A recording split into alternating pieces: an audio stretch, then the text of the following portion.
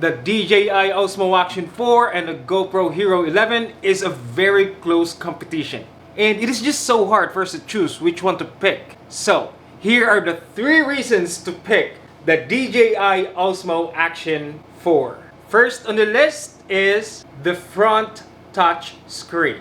It is an action camera, so it has to perform like an action camera. There are times that you need to put it in your chest, or probably put it on your helmet, and simply the back screen is not accessible. So you gotta have an access to control in your front screen. Second is, it has the longest battery life among the action camera. So how is that? Action cameras are known to have a very short battery life. But good thing with the DJI Osmo Action 4, the longest battery life ever for an action camera.